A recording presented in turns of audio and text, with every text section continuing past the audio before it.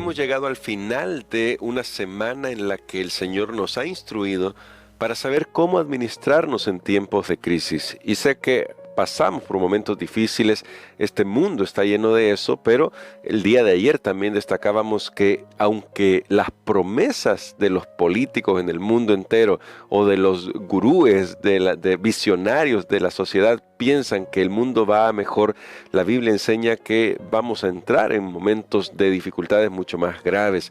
Ahora, considerando eso, vamos a orar y vamos a hacer un resumen de lo que hemos estudiado para que con la ayuda de nuestro pastor podamos aplicar estos principios a nuestra vida hoy mientras nos preparamos para la segunda venida de nuestro Señor Jesucristo.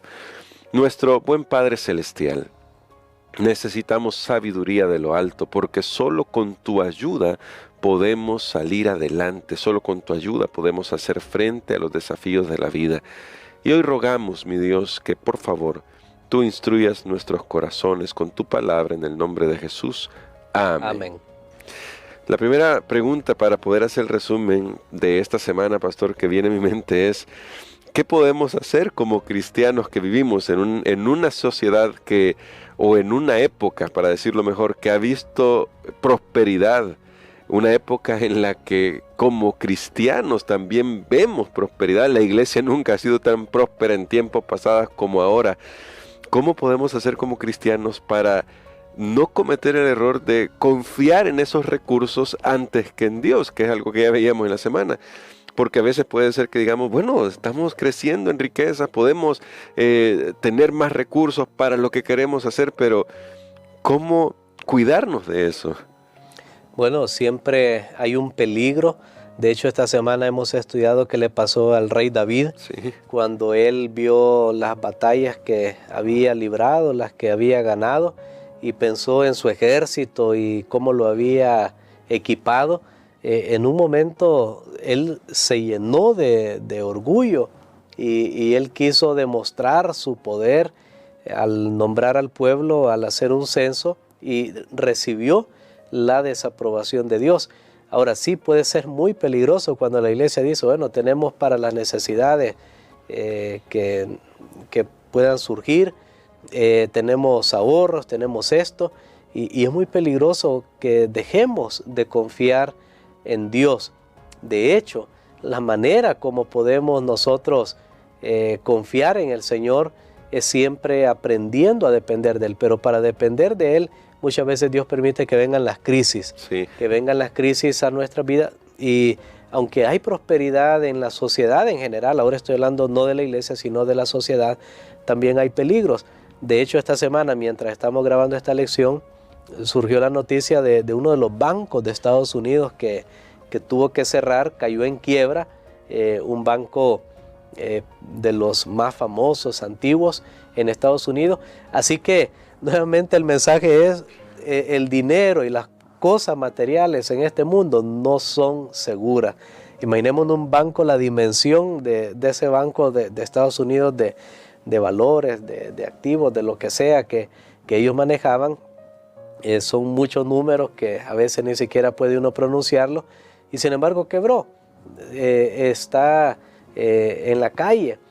Quiere decir que esta lección viene en un momento oportuno para decirnos: no pongan su confianza en las cosas materiales, sean muchas, sean pocas.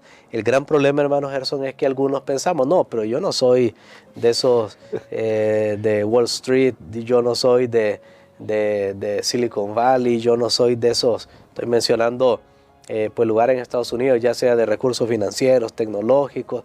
Yo no soy un multimillonario, yo no aparezco en la lista Forbes.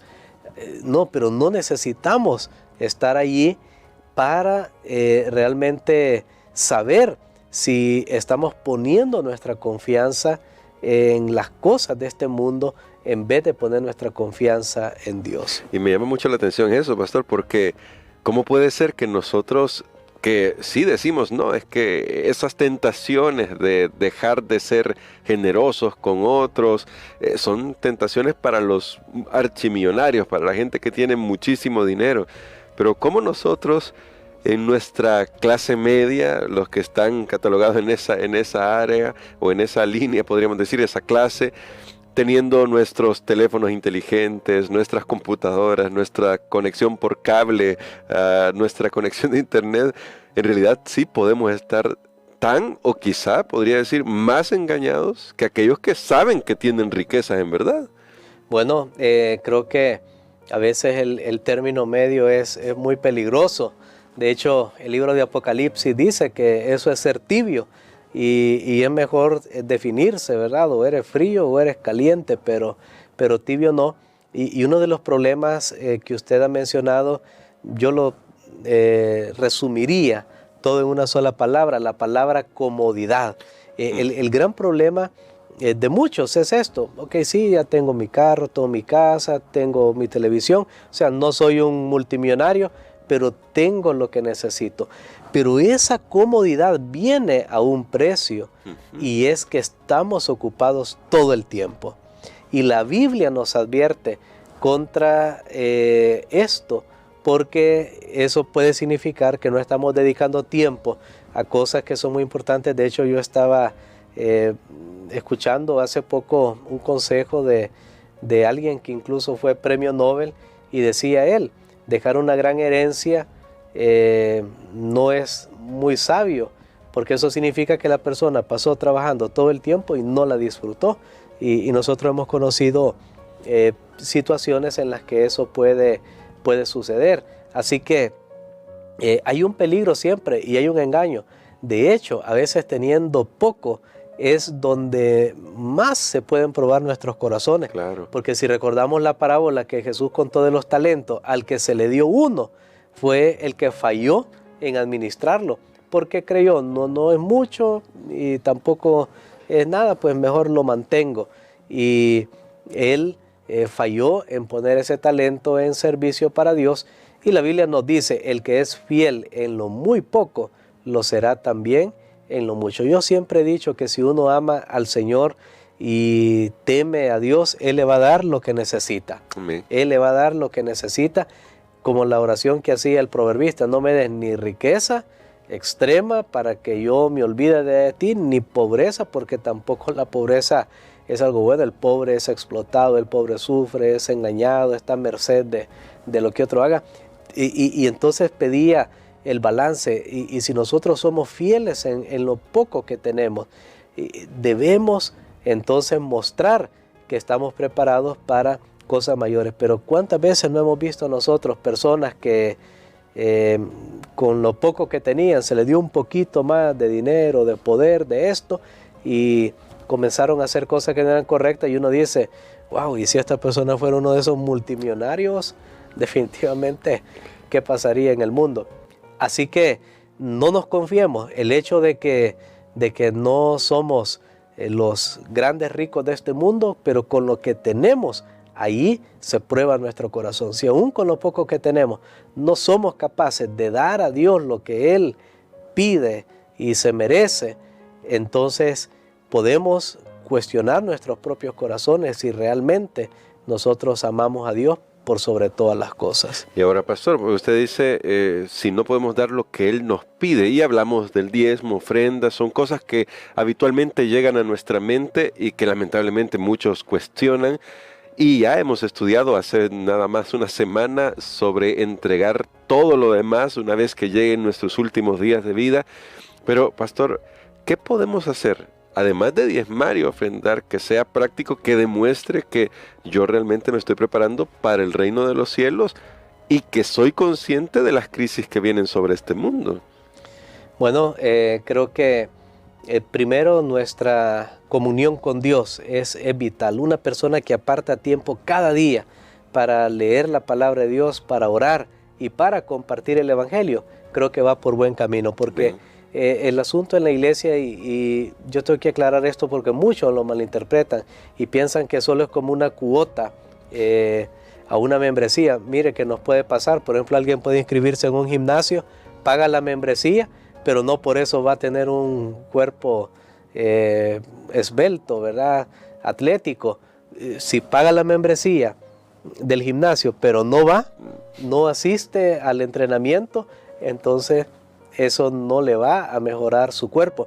Ahora puede pasar lo mismo con la iglesia, Y quiero ser muy claro con todos, que no se trata solo de pagar, no se trata solo de dar, bueno, ya di mi dinero, ya yo me voy a salvar. No, jamás. Se trata de una relación con Cristo Jesús. Amén. Si nosotros tenemos esa relación con Cristo y si nosotros somos generosos con los demás, creo que esta es una prueba también muy buena. Estar atento a las necesidades de los demás es otra manera de que nosotros podemos estar seguros que el Evangelio de Dios está haciendo efecto en nuestros corazones. Pero todo comienza con la base espiritual, que fue lo que le faltó también a los judíos, y por eso Jesús tuvo que decirle, mire, tenían que hacer aquello. Está bien que hasta contaban las semillitas más pequeñas cuál era para Dios, pero se olvidaron de el amor, de la misericordia, de ayudar al prójimo, de amar, de no despreciar al prójimo por su estatus, por su condición. Entonces creo que nosotros también podemos añadir a nuestra fidelidad a Dios. En realidad, más bien, la fidelidad a Dios es añadido a nuestra base de comunión con Él, de predicar el Evangelio. Es otro aspecto muy importante. Personalmente, compartir el Evangelio. Hay muchas personas que están en necesidad y siempre habrá oportunidad de, a través de diferentes medios, poder impactar la vida de esas personas. Amén. Y bueno, queremos trasladarle una pregunta a usted que está escuchando Radio Adventista o que está viendo esta transmisión, y es, ¿qué pasaría con su fe si el día de mañana ya no pudiera comprar ni vender? Eso fue lo que estudiamos el día de ayer, pero también se dio una respuesta sobre esto. Y pastor, solamente como una reflexión final, quisiera que nos ayudara para que podamos comprender que aunque van a venir estas crisis, de todas maneras no necesitamos temer, porque como ya usted lo decía, Dios está al control y Dios va a proveer lo que necesitamos, incluso en medio de las crisis. Totalmente, tenemos que aprender a temer a Dios y a confiar en Él. Sí, habrán tribulaciones en este mundo, las ha habido desde el principio y habrá hasta el final, pero nosotros tenemos que saber que Dios va a proveer. Ahí van a resaltar en una manera especial todos esos, por ejemplo, los salmos que le gusta a mucha gente, que nos gusta, el que habita el abrigo del Altísimo morará bajo la sombra del Omnipotente, y luego cuando dice caerán 1000 a tu lado, a tu diestra, y a ti no llegarán. Ahora se cumplen, pero sabe que especialmente para ese momento de la última gran angustia que va a venir sobre este mundo, del tiempo de angustia cual nunca fue antes, allí va a cobrar vida todo esto, pero nuevamente, como dice el Salmo 23:1, Jehová es mi pastor. Eso va a ser real en mi vida cuando Dios tenga el primer lugar en todo, no solo para un aspecto, sino para toda mi vida. Y vamos a contar con la bendición y la seguridad de que somos amados por Él. Y aún sabremos que el cristiano, no solo por eso, no significa que no va a tener pérdida. Aunque confíe en Dios, hay personas que confiaron en Dios. Juan el Bautista confió en Dios, perdió su cabeza.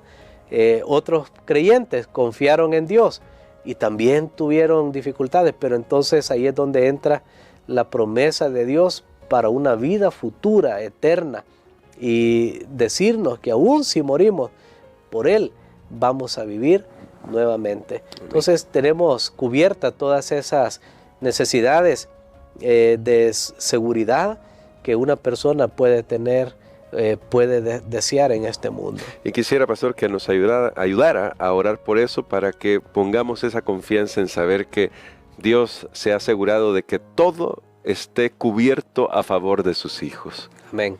Padre que estás en los cielos, te agradecemos, Señor, por este momento que nos das, porque nos has permitido recordar en el estudio de esta semana de que hemos de mirar a ti y aprender a confiar en ti y a temerte todos los días de nuestra vida. Gracias porque nos estás preparando para la gran confrontación final entre el bien y el mal. Reconocemos, Señor, que no podremos en nuestras propias fuerzas, que se tocarán las fibras más delicadas de nuestras emociones, donde tendremos que decidir si vivir o no vivir. Pero ayúdanos a recordar que no solo de pan vive el hombre, sino de toda palabra que sale de tu boca. En el nombre de Jesús. Amén.